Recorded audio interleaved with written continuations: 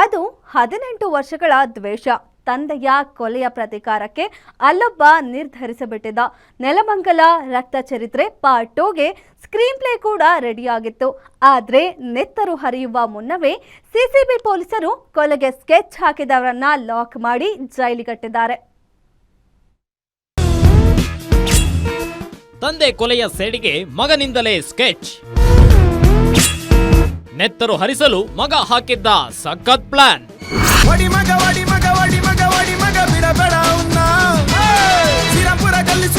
ವಿಶಾಲವಾದ ಹಳ್ಳಿಗಾಡು ಪ್ರದೇಶವಾದ್ರೂ ಬೆಂಗಳೂರಿಗೆ ಹೊಂದಿಕೊಂಡಿರುವ ಬೆತ್ತನಗೆರೆ. ಈ ಹೆಸರು ಕೇಳಿದ್ರೆ ನಟೋರಿಯಸ್ ರೌಡಿ ಶೀಟರ್ಗಳಾದ ಸೀನಾ ಹಾಗೂ ಶಂಕರನ ಹೆಸರು ನೆನಪಿಗೆ ಬರುತ್ತೆ. ಫುಲ್ ಹಾವಳಿ ಇಟ್ಟಿದ್ದ ಸೀನಾ 2012ರಲ್ಲಿ ಪೊಲೀಸರ ಎನ್ಕೌಂಟರ್ಗೆ ಬಲಿಯಾಗಿದ್ದ. ಯಾಕಪ್ಪ ಈ ಹಳೆ ಕತೆ ಹೇಳ್ತಿದ್ದೀವಿ ಅನ್ಕೊಂಡ್ರಾ? ಇಲ್ಲೇ ಇರೋದು ವಿಚಾರ. ಬೆತ್ತನಗೆರೆ ಸೀನಾನಷ್ಟೇ ನಟೋರಿಯಸ್ ಬೆತ್ತನಗೆರೆ ಶಂಕರ. ಇದೇ ಬೆತ್ತನಗೆರೆ ಶಂಕರ ಹಾಗೂ ಸೀನಾನ ನಡುವೆ ರಿಯಲ್ ಎಸ್ಟೇಟ್ ವಿಷಯಗಳಿಗೆ ಭಿನ್ನಾಭಿಪ್ರಾಯಗಳು ಬಂದು ದೂರವಾಗಿದ್ರು. ಸೀನನಿಗೆ ಎಲ್ಲಾ ರೀತಿಯಲ್ಲಿ ಆರ್ಥಿಕವಾಗಿ ಸಪೋರ್ಟ್ ಮಾಡುತ್ತಿದ್ದ ಸೀನಾನ ಅಕ್ಕನ ಗಂಡ ಹ್ಯಾಡ್ಯಾಳು ದೇವಿ ಅಲಿಯಾಸ್ ದೇವೇಂದ್ರಪ್ಪನನ್ನ 2007ರಲ್ಲಿ ಕೊಂದು ಮುಗಿಸಿದ್ದ.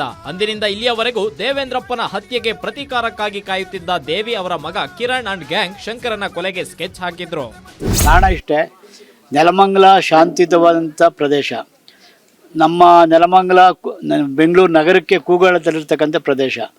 ಹೀಗಾಗಿ ಇವತ್ತು ನಮ್ಮಲ್ಲಿ ಏನು ನೆಲಮಂಗಲ ಇದೆ, ಗ್ರಾಮಾಂತರ ಪ್ರದೇಶದಲ್ಲಿ ಸೇರ್ತಕ್ಕಂಥ ನೆಲಮಂಗಲ, ಇಲ್ಲಿ ರೈತರು, ಕಾರ್ಮಿಕರು, ವಿದ್ಯಾರ್ಥಿಗಳು ಮತ್ತು ನಮ್ಮ ಮಾತೆಯರೆಲ್ಲ ಇರೋದ್ರಲ್ಲಿ ಶಾಂತಿಯನ್ನು ಬಯಸ್ತಾರೆ ಹೊರತು ಈಗ ಮುಂದೆನೂ ಕೂಡ ಅದೇ ಯಾವುದೇ ಭಯ ಇಲ್ದೇ ಶಾಂತಿಯುತವಾಗಿ ಅವರವರ ಆಸ್ತಿ ಆಗಲಿ, ಅವರ ದುಡ್ಡಾಗಲಿ, ಏನೇ ವಿಚಾರ ಇದ್ರೂ ಕೂಡ, ಏನೇ ಸಮಸ್ಯೆ ಇದ್ರೂ ಕೂಡ ನಮ್ಮ ಪೊಲೀಸ್ ಇಲಾಖೆಯವರು ಕೂಡ ಸ್ವಲ್ಪ ವಿಚಾರ ಗೊತ್ತಿದ್ದಂಗೆ ಗಮನ ವಹಿಸಿ ಅದರ ಬಗ್ಗೆ ಕ್ರಮ ತೆಗೆದುಕೊಳ್ಬೇಕೆಂದು ತಮ್ಮಲ್ಲಿ ಕಳಕಳಿಯಿಂದ ಕೇಳ್ತೀವಿ.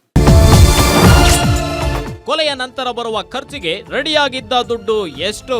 ಸೀನಾ ಮತ್ತು ಶಂಕರ ದಾಯಾದಿ ಜೋಡಿ ರೌಡಿಗಳು. ನೆಲಮಂಗಲ ರಕ್ತ ಚರಿತ್ರೆ ಮುನ್ನುಡಿ ಬರೆದು ನಂತರ ದುಶ್ಮನಾಗಿದ್ದು ಇತಿಹಾಸ. ಈ ದುಶ್ಮನಿಯಲ್ಲಿ ಬೆತ್ತನಗೆರೆ ಸೀನಾನ ಭಾವ ಹ್ಯಾಡ್ಯಾಳು ದೇವೇಂದ್ರಪ್ಪ ಅಲಿಯಾಸ್ ದೇವಿಯನ್ನ ಶಂಕರ 18 ವರ್ಷಗಳ ಹಿಂದೆ ಭೀಕರವಾಗಿ ಕೊಂದು ಮುಗಿಸಿದ್ದ.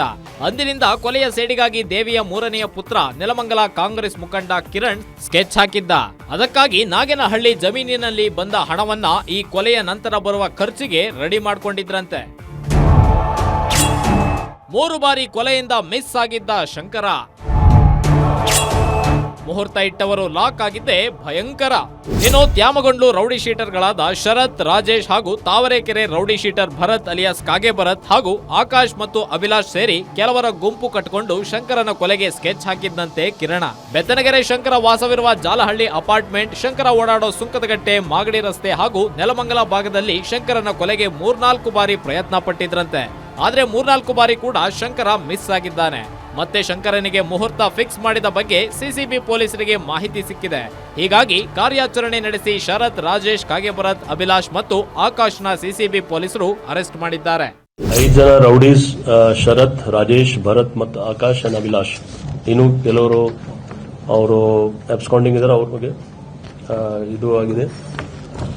ಆಮೇಲೆ ನಮ್ಮ ಸಿಸಿಬಿ ಕ್ರೈಮ್ 1 ಅವ್ರದ್ದು ಟೀಮ್ ಅವರು ಒಳ್ಳೆ ಕೆಲಸ ಮಾಡಿದ್ದಾರೆ ಇದರಲ್ಲಿ. ಇನ್ನು ತಲೆಮರೆಸಿಕೊಂಡಿರುವ A1 ಹ್ಯಾಡ್ಯಾಳು ಕಿರಣ್ ಹಾಗೂ ಮತ್ತಿತರರ ಬಂಧನಕ್ಕಾಗಿ ಪೊಲೀಸರು ಬಲೆ ಬೀಸಿದ್ದಾರೆ.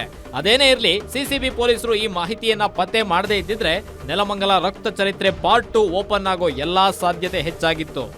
ಮೂರ್ತಿ ಬೀರಯ್ಯನಪಾಳ್ಯ, ಗ್ಯಾರಂಟಿ ನ್ಯೂಸ್, ನೆಲಮಂಗಲ.